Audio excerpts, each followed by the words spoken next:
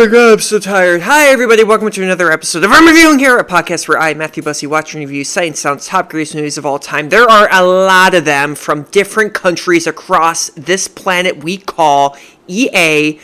RTH. I forgot how to spell it. Hi. Yes, I'm very tired. I did not get a lot of sleep last night. I had to sleep on the couch last night, and I'm the lightest sleeper in the goddamn world. My dad put the heat up, and I could hear every little ding, ding, ding, ding, ding, ding coming from the heater.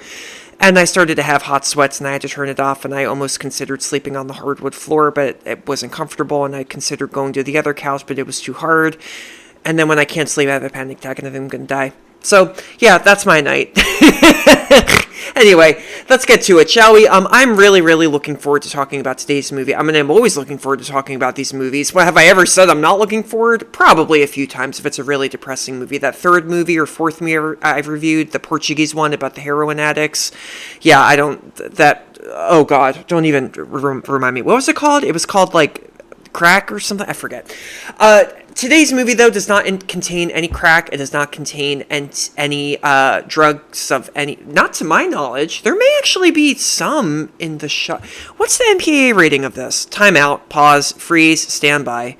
Ba-doop-ba-doop-ba-doo. No drugs. Just violence and disturbing images. Anyway, this movie is kind of sort of new. It turns 10 next year, which means that it is 9 this year, but just turned 9. Technically turning 9 in May. Sorry, I am a big geek for this movie. I actually have only sat through and watched it all the way through, like, I think once or twice. But it's phenomenal. It is a little movie, small budget, no big action sequences or anything. It's a character study. It is called Vroom Vroom Mad Max Fury Road.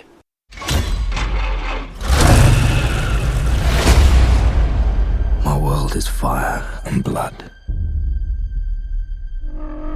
Everything is dependent on We oil. are killing for gasoline. The world is almost out of water. Water. Now there's the water wars.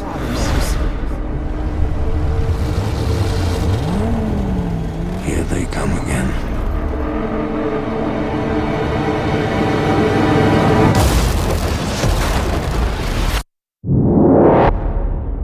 Everybody's gone out of their mind.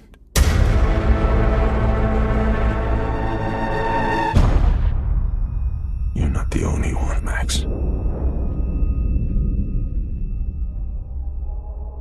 Out here, everything hurts. You want to get through this? Do as I say. Now pick up what you can and run.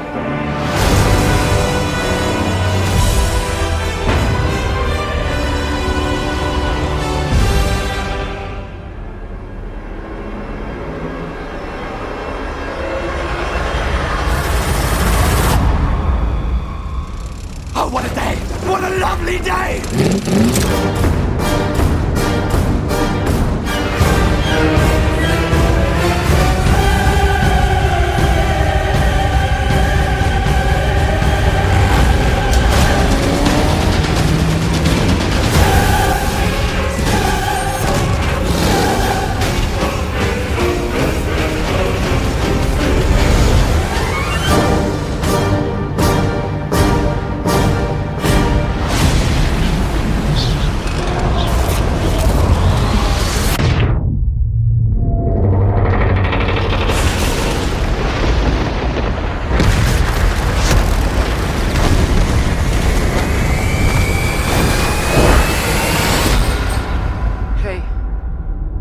What's your name?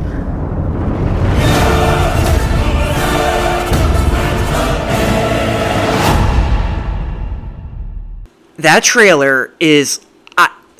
if I ever get married, during the dance, we are dancing to that. I know I changed my mind a lot about that, about my potential wedding song, and I'm not, like... I always say, like, I don't even care if my bride agrees or not. No, we are dancing to that song. That is one of the greatest trailers of all time. This is one of the greatest phenomenons of all time. Mad Max Fury Road, holy potato cheese shit. Wow. You know, I've been doing this for like a year, and I've spoken a few times, probably, I don't know, I talk a lot, about how I'm actually not into action movies. I'm not into them. Can't get into them. I'm not a Star Wars fanatic. I'm not a Marvel head. I enjoy Indiana Jones, but I'm not gonna, cut off my arm just to get an autograph with Harrison Ford or anything like that. I like it. They're enjoyable for the most part, but I'm just not into them. And I remember, in 2015, I think it was actually 2014, the trailer for Mad Max Fury Road came out, and I was floored. Because this is a movie that did not look like it had any special effects, like actual really over-the-top CGI special effects. This looked like a movie where all the effects were practical. Kind of like the way Christopher Nolan does it for the most part in his movies. If you watch, The Dark Knight or Inception, more so Inception, it's all practical, Those are real explosions that they're doing. Of all the action movies I've seen, now 2015, it's been 9 years. Of all the action movies I've seen since Mad Max Fury Road, there's been nothing else that has surpassed it. This movie is truly one of a kind. Why do I like it? Because it's an action. Why would I like it? Because it's an action movie. Because I watch it, and I truly, to this day, don't know how in the living hell they got this made. It is a movie that is so unbelievable, literally unbelievable. Like, you don't believe what you are watching, that it just blows my mind.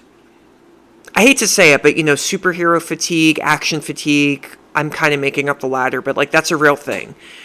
With Mad Max, though, sorry if you heard that, my dishwasher's on. Mad Max, though, did I say that already? I'm sorry, I'm geeking out right now. Mad Max, though, is... I forgot what I was going to say. Okay. And for those of you who don't know, Mad Max Fury Road, this was already... So, this is the 4th Mad Max movie. There's a prequel coming out this year with Anya Taylor-Jones. I believe that's how you say her name. But Mad Max is basically a reboot of a pretty popular, kind of like cult classic. I almost said culty. Not that kind of culty. Culty like in the nice, safe sense. Action franchise by George Miller. Now, George Miller, funnily, I remember George Miller. He's this Australian director. I remember him from Babe and Babe Pig in the City. Yes, he did those movies, and then he also did Mad Max. Mad Max was this basically like a Western sci-fi action thriller. Starred Mel Gibson, when he was likable. Anyway, and it had action scenes. Tina Turner was in the 3rd movie. It's Mad Max, then The Road Warrior, then Mad Max Beyond Thunderdome, and then Mad Max Fury Road. Now, Mad Max Fury Road obviously does not star Mel Gibson, because then the movie would probably, I don't know if a lot of people would see it, but this is kind of its own thing. And George Miller revitalized this franchise that he created, and he made, to this day, I am speechless. Just seeing any clip from this movie, I am absolutely positively falling to the ground, convulsing, laughing because it's so cool, twitching, speechless. It is so frickin' cool. Plots and ups.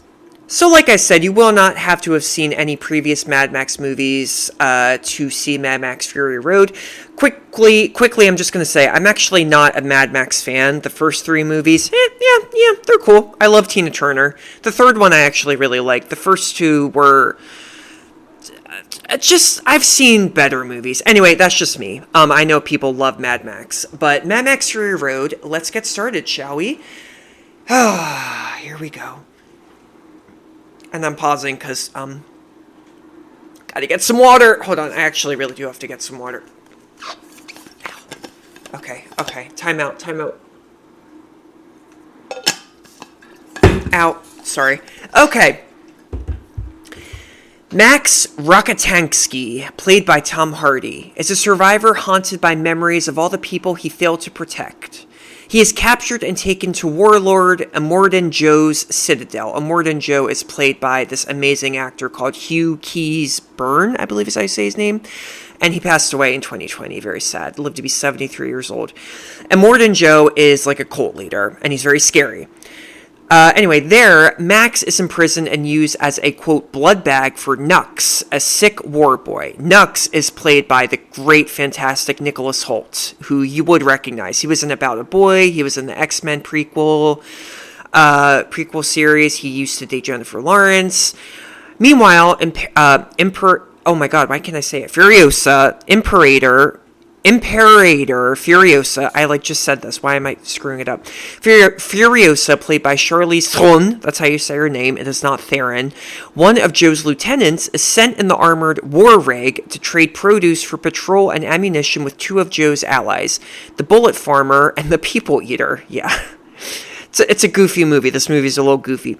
When Joe realizes his 5 wives are fleeing in the rig, he leads his army in pursuit of Furiosa, calling on the aid of Gastown and the Bullet Farm.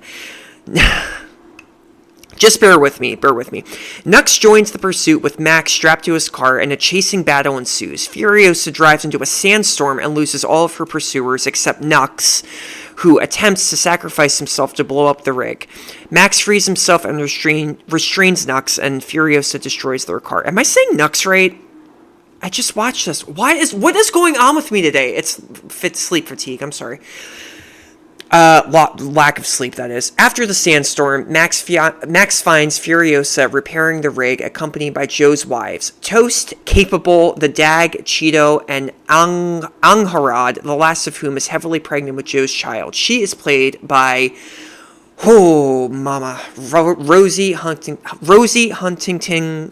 Rosie Huntington Whiteley. God, I stutter a little bit when I say her name. That's not the lack of sleep. That is just Rosie. That's a Rosie effect. She was in Transformers: Dark of the Moon. She's married to Jason Statham. She's a supermodel. She's British. She is so beautiful and so good in this movie, too. She's not even an actress, but she is so good. And, well, I'll get to that anyway. Later. Okay, Angharada, where'd you go? Oh, the last of whom is heavily pregnant. Yeah, so she's super pregnant, remember that, with Joe's child. Max tries to steal the rig, but he does not know the code to bypass the kill switches, so he begrudgingly joins up with Furiosa and the wives.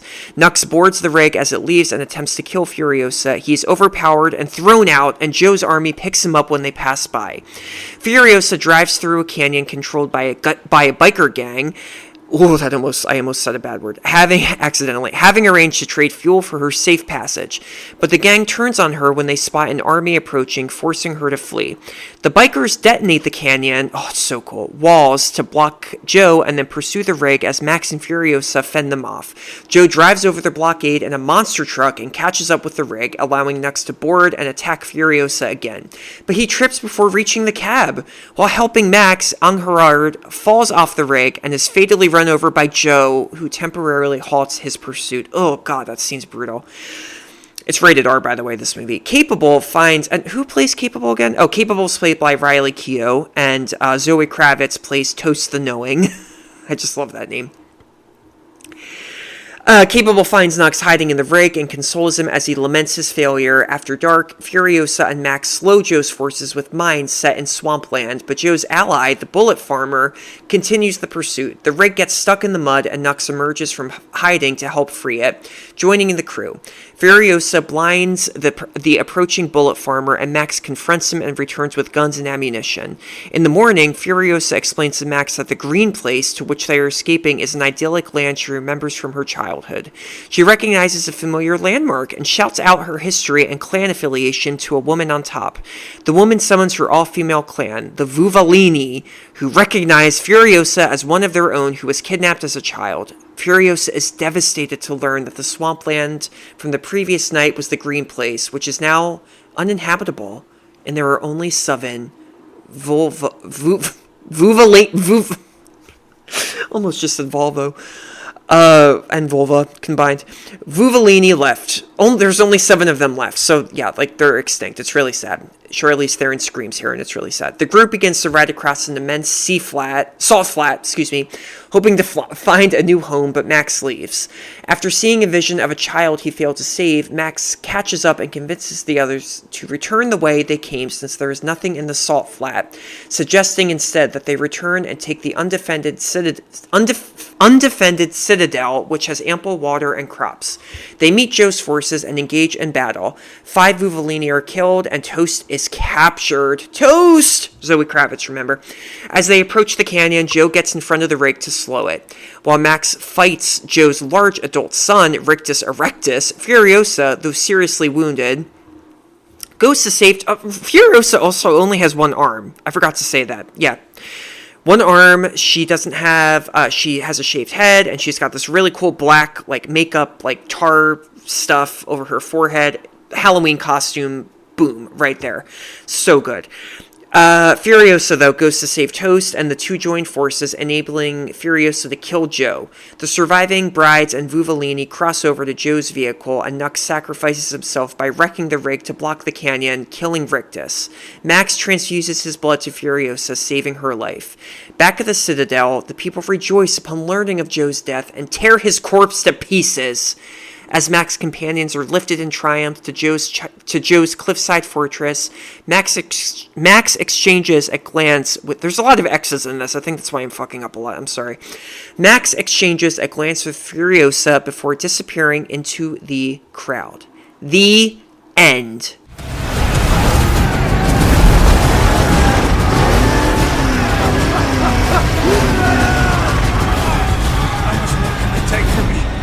Blood, now it's my car!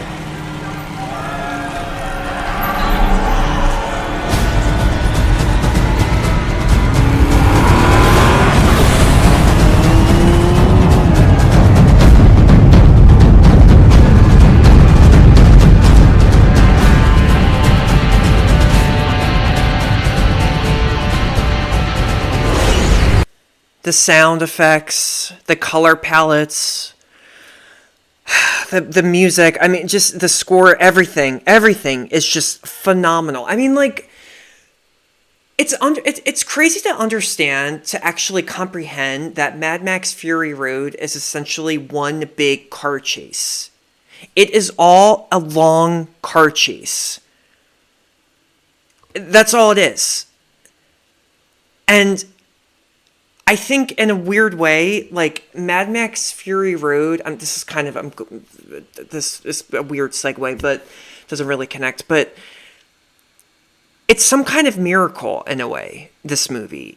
It reminds us that, you know, in a time when CGI movies, not that CGI is bad. I know CGI is really, really cool, and I applaud everyone who has, works, you know, does CGI and everything. Of course, it's amazing, but I think that, you know, in a period where, in a decade, I think, where action movies were just kind of becoming so incessant, and they were just all becoming a little bit forgettable and just mediocre at best. You know, this movie came along and just completely knocked it out of the park. This was a movie, yes, it was already based on a franchise, but it made itself better by pushing the boundaries like 150 trillion times more than other action movies, you know?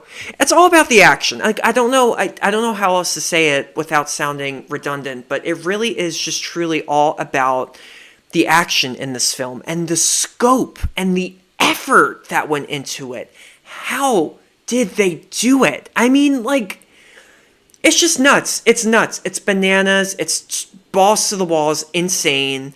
It is like being on crack. It's a psychedelic, crazy experience.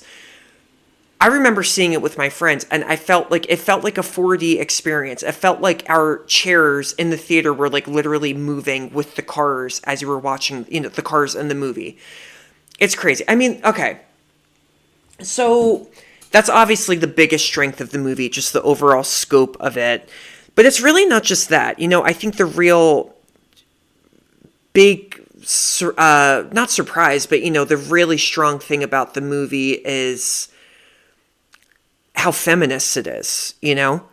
I mean, Charlize Theron, this is her movie. And Tom Hardy as Max, you know, he's great. He is. But this really is Furiosa's movie. It's no wonder that there's a prequel about Furiosa coming out this year, you know, because when this came out, everybody was so obsessed with Charlize Theron's character. I mean, she's amazing, of course, because she's Charlize Theron. I mean, she can do anything. She is one of the most badass actresses of all time.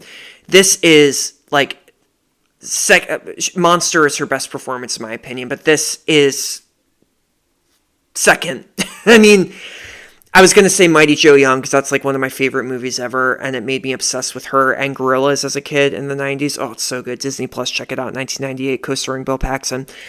But it's a feminist movie too because, you know, the brides in this movie, or the wives, excuse me, of you know, the cult leader in this film, yes, they're all very beautiful. And the cult leader being Immortan Joe. Yes, they're all very beautiful. They're all wearing these like white dresses. And, you know, it could have come off, that is, as being really silly and like, you know, they're showing all this cleavage and it's all just very obvious that, you know, they're being sexualized. But George Miller doesn't do that. Rosie Huntington-Whiteley is a model in Transformers Dark of the Moon. I mean, it's Michael Bay, so it's no surprise that she is portrayed as being this, like, super hot, sexy ass woman, you know? And in this movie, yeah, she's beautiful, but she has character in this film, you know? She's not in it for very long, but she and all the other wives, they, like, aren't just these damsels in distress all the time, you know? I mean, yes, Toast does get kidnapped, and yes, Angharad, I can never say her name, does die. But they, like, fight back in a weird way, you know? It's hard to explain because it's like they do and they don't. But I think what I'm trying to say is Miller doesn't sexualize them, which is something that I really, really appreciate. You know, I do, because how many action movies do we have to see where the woman, even if she's a superhero, she is portrayed as being, you know, hot? We don't need that. We don't need that. They don't need to always be like that. Women can be superheroes and they don't need to be, you know, wearing these sexy outfits or anything like that. You know, it's kind of, I think, why Furiosa appealed to so many people, because Charlize Theron is one of the most beautiful women of all time. And in this movie, she just is made to look so dirty and you know, tough. You do not want to fuck with Furiosa in this movie because she will beat the living crap out of you, you know? So yeah, strong women, strong characters. Again, Tom Hardy, I'm not trying to undermine Tom Hardy in this film. Of course, he's great. But this really is all about the women in the film. It's about the women and it's about the action. And it is just, it leaves me speechless every time. BTS Secrets and Scandals! Okay, so the elephant in the room. Charlize Theron, and Tom Hardy did not get along while filming this movie. Yes. The tabloids went crazy. Sorry, ASMR. The tabloids kind of got a hold of this, and this was, I think, months after the movie came out, but it kind of was disclosed that they didn't get along. Zoe Kravitz was on Watch What Happens Live, and she confessed that they didn't get along. Why did they not get along? Well, first of all, who cares? Also, there's really no reason why they didn't get along. They just didn't get along. They had different work ethics. They just, you know, it is what it is. I don't know. That's really all I could find. I mean, I did find a few anecdotes from, I believe there's a book about the making of this film where, I don't know.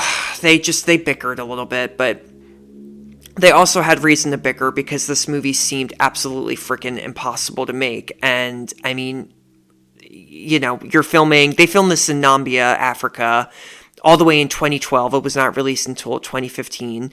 When you are filming a movie where you're constantly in a car being chased and chasing other people and there's explosions happening around you, you're going to lose your mind a little bit. I would too. Anyway, before we get to that, actors and bickering and all that, so I just want to talk a little bit about the history of Mad Max getting made, the Mad Max Fury Road getting made, that is. So, I mean, this had actually been in the works for a while. In August 1998, George Miller got the inspiration to make a fourth Mad Max movie while, quote, walking in an intersection in Los Angeles. I don't really know why they had to say that, but I lost track of that. But anyway, Miller conceived a story where, quote, violent marauders were fighting, not for oil or for material goods, but for human beings. Now, the film was all set. It was greenlit. It was set to shoot in 2001 through 20th Century Fox, but it was postponed because of 9/11. And in addition, I think it was in development held further on because they wanted, obviously, Mel Gibson to come back. But then Passion of the Christ came out, and then Mel Gibson got drunk and went on an anti-Semitic rant, and yep, it's all there. And that happened, so that kind of squashed the movie ever getting made. Now, Miller did also say that he doesn't really seem to have any beef with Gibson, and he did want him to come back, but he ended up recasting Max in the movie because he wanted him to just be younger, which, I guess that's okay. And again, it's Tom Hardy. I mean, Tom Hardy is badass. Just look at, have you seen the guy? Come on. So anyway, this movie did eventually get made. It was co-written by Miller and these two other guys, Brendan McCarthy and Nico Lathouris. The original creator was Byron Kennedy, but he died in a helicopter accident. Kind of random. I'm sorry. I don't know why I said that. But yeah, it's true. Well, it's trivia. Here we go.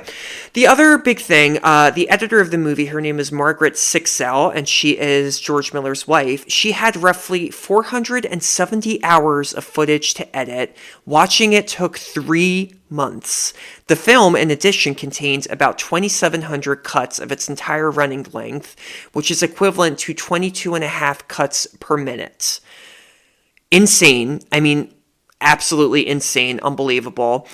Margaret Sixel, though, ended up winning Best Editing at the Oscars for this film, which 100% was deserved. The movie also, this goes back to why people were probably not getting along. Filming lasted 120 days, and the film runs at 113 minutes without credits. So, it could be said that each day equals about a minute of the film. Let me repeat that. Each day equals 1 minute of the film. I mean, yeah. I truly can't believe it. Now, Tom Hardy also has stated that he didn't really get along with George Miller during the movie, but it was mainly just because of the filming. He said the movie was shown at the Cannes Film Festival, and Hardy said, there was no, quote, there was no way, I have to apologize to you, speaking to George Miller, because I got frustrated. There was no way George could have explained what he could see in the sand when we were out there. Because of the due diligence that was required to make everything safe and so simple, what I saw was a relentless barrage of complexities simplified for this fairly linear story. I knew he was brilliant, but I didn't know how brilliant until I saw it. And another trivia, Tom Hardy accidentally got his nose broken when CHARLIZE Theron, accidentally punched him. Elbowed him, that is. Yeah. Intense movie. Look, God bless every actor, every person involved with the making of this movie. Over 80% of the effects seen in the film were practical effects, including stunts, makeup, and sets. 80%. Insane. Miller even hired Cirque du Soleil and Olympic athletes to perform many of the stunts of the film. And this is also kind of obvious, but you can't even tell. That's why it's not obvious, what I'm about to say. Most of the dialogue was dubbed on a soundstage in post-production, as the original on-set audio recordings were unstable due to background noise from wind and car engines. I mean, it's believable, but you watch the movie, trust me, I see a lot of movies, a lot of Italian movies on this Sight and Sound list. Everything was dubbed because they saved money by, not having a microphone on set. And in this film, I mean, it's all dubbed. What is it? Oh God, ADR? Yeah, ADR recording. Yeah. Why does it sound like I'm making that up? You know what I mean. When actors go back in a recording studio and they record over their lines. That's basically this movie, and they had to do that because it was so loud, and there's, boom, boom, vroom, vroom all the time. The movie also made director Bong Joon-ho cry. He directed Parasite. Silly fact, but I just had to include that. The best moment. Absolutely every moment in the movie. Yeah, I'm not kidding. The end. Mais est-ce que je suis d'accord avec les critiques de ce film? Critics love the movie. Now, there were a lot of 3-star reviews and not 4-star reviews, but overall, critics agreed the movie was just absolutely, incredibly, unbelievably badass. There was one bad review I found by a very prolific critic from the San Francisco Chronicle, Mick LaSalle. 2 hours of action scenes that are well crafted and entirely lacking in suspense and with some clever but fake-looking special effects. Boo! Boo! Oh, that made me mad. Okay, it's his opinion. That's my opinion! But, yeah, totally disagree, Mick. I totally disagree. Namrata Joshi, from Outlook said, to think that this furious, fuming, freaky world should have been created by a man in his 70s, the same guy who warmed the cockles of our heart with Happy Feet and Babe, is unbelievable. I know, it is unbelievable. So Miller also directed Happy Feet, which I've never seen, fun fact. So it's crazy to think that this man actually is able to make kids' movies and then make exhilarating action masterpieces like this. David Stratton from The Australian said Fury Road, despite its lack of an interesting plot, despite the absence of flesh and blood characters, despite the basic sameness of any sequel, still manages to thrill. Now, excuse me, I'm talking a lot. That is a big point that I do agree with that. If you tell me what Mad Max Fury Road is about, I really will honestly just say, I don't really know. It's just a big car chase. Max and Furiosa are the good people. There's a crazy cult leader. They've escaped with his wives, and the cult leader is after them, and that's the plot. Yeah, and I find the movie emotionally powerful. I think Furiosa's character, especially, I mean, her arc is very impressive, and her relationship with Max in the film is very good. It's not romantic. It's very much, begins as a mistrustful relationship, and then it turns into a real, camaraderie. But I agree with what David says here, because yes, I mean, the plot isn't the most riveting thing. It really is a movie about, no pun intended here, sight and sound. Oh, see what I did there? There's, another quote I found that is kind of relates. Tom Long from Detroit News says, there's no great meaning here. It's a basic story of rebellion and redemption, but there's such energy and visual invention in a world so fully realized and dazzling that the roller coaster ride is more than enough on its own. Kind of the same thing, I think it is much more of a style over substance film, which might tick some people off, but it's worth it. I don't usually like substance over style films. No, I said that wrong. I don't usually like style over substance films. It's always good for both of them to, level out and even out, whatever. But this is a big exception. Another really terrific review that I found that just sums it up is by Chris Klimek of NPR. Mad Max Fury Road is a kinetic, hallucinatory, boldly feminist chase flick that, with its vibrant color palette, harrowing stunt work, and show-don't-tell style of yarn spinning, leaves every Marvel movie and every Fast and Furious in its irradiated dust. Period. Yeah. I don't have anything... Well, it's not totally true. I don't have anything against Marvel and Fast and the Furious, but yeah, this movie makes them look G-rated and bad! Is it really one of the best movies of all time? Yes, yes, yes, yes, yes, yes, yes, yes, yes, yes, yes, yes.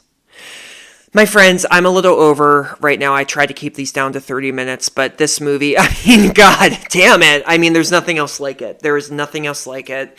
I mean, there are movies, but, even if you don't love action movies, I will always recommend Mad Max Fury Road, because you don't feel like you're watching a movie. You can't even begin to piece together how this got filmed from the opening shot to the last shot. So see it. I cannot recommend it enough. See it. Oh, moral of the movie? Don't be a cult leader. Yeah. And don't speed unless, you know, you're being chased by bad people, I guess. And also, if you're in the desert, you're a little bit safer, but still. Anyway, thank you all for tuning in. I am going to peace out now. And yeah, I just want to end it by saying, please get your ass off the couch and go to the goddamn movies. I don't care if you have a date planned. If you have a date planned, take them to the movies. Most dates end well when you go to the movies with your date because you hold hands. Come on. It's been like, this is how dating has worked since the beginning of cinema. Come on. Oh, just do it. Please go support your local theater, everybody. Please do it. It's really important. You need them. We all need them. Movies are essential. Thank you. Goodbye.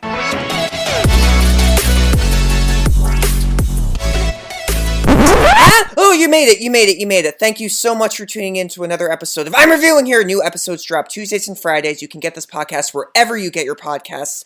Feel free to follow me on Instagram at I'm Reviewing Here. You can also subscribe on YouTube. New episodes drop there the same day they drop on the podcast. Don't forget to subscribe. Please leave a review if you'd like. Be mean, be nice, hit on me. I don't really care. Candor really, really is important to me, and, you know, it helps the podcast too. So I really hope you enjoyed it. This podcast is brought to you especially by Nervous Chuckles. That is my fake production company because I make people nervously chuckle all the time because they never know if I'm telling a joke or not. So they're always like, oh, do I laugh? Do I not laugh? Is he serious? Is he insane? Did he get out of the loony? What's going on? So if I made you nervously chuckle, then that means that I did my job, and thank you. There is no funding for this podcast, but if you want to give me money, then yeah, like hit me up, DM me. Bye-bye.